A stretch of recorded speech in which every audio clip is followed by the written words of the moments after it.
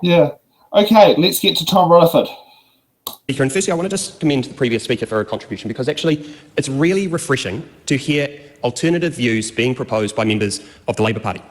And the reason I say that, Mr Speaker, is I think back to the Easter Trading Bill from my friend and colleague Cameron Luxton in December 2024, and I remember the Labour Party voting 34 votes no as a block.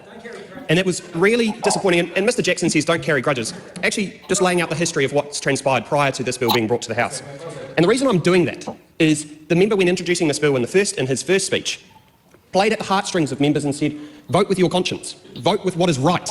And I ask, where was that 4 months ago in December, when Cameron Luxton brought a very similar bill to the House to be considered, when members of the Labour Party, the Green Party and New Zealand First all voted collectively as a block in one way and did not allow their members to use their right and use their conscience to vote either for or against.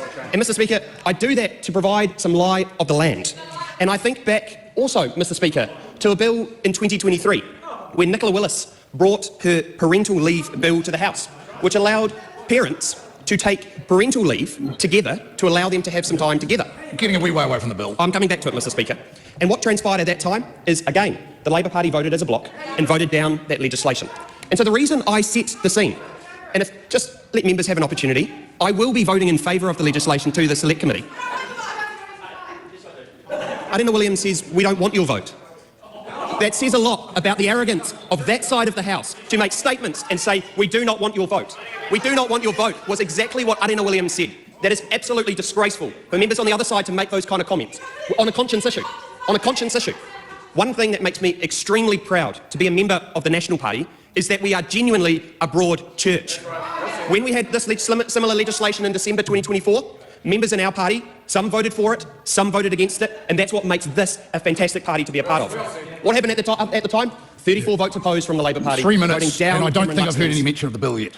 I actually have mentioned the bill. Mr Speaker. Not to my satisfaction. Okay, well, I'll keep carrying on then. One of the reasons I have a hesitation beyond supporting it beyond the Select Committee, and why I'm only supporting it to that stage at present, is alcohol is one of the biggest causes of harm in our communities across the country. And I am in favour of the liberalisation around giving people the opportunity to have a choice. I do agree with the member when he talks about what happens on Anzac Day and how many of our RSAs across the country, if not all of them, have to go through and get special permits and licences to allow them to operate and sell alcohol when you could just simply make a small legislative change like this bill's doing. But I also at the same time have the worry around the impact that alcohol and liberalising it even further will have on our communities across the country. So that is why, Mr Jackson, I'm supporting it to the Select Committee, because I'm interested to hear from constituents and people across the country around their view around whether they are in favour of this and whether actually liberalising this legislation is something that they think is really important or not.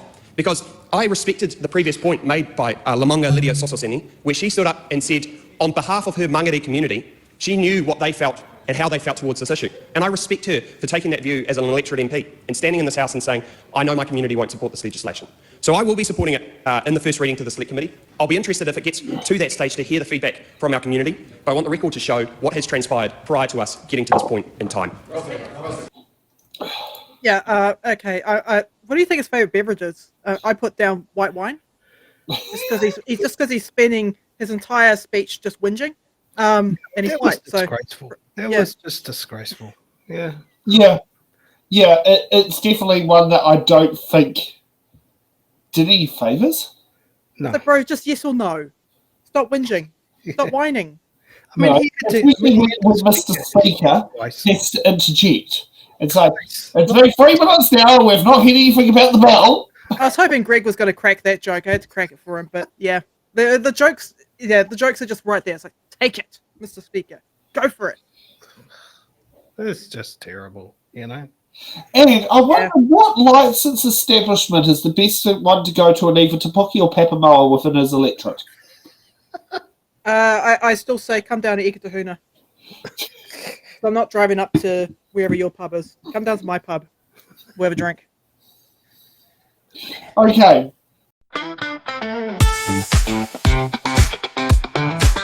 Thanks for watching. Make sure you're subscribed to our Facebook, YouTube, Twitch, Instagram, TikTok.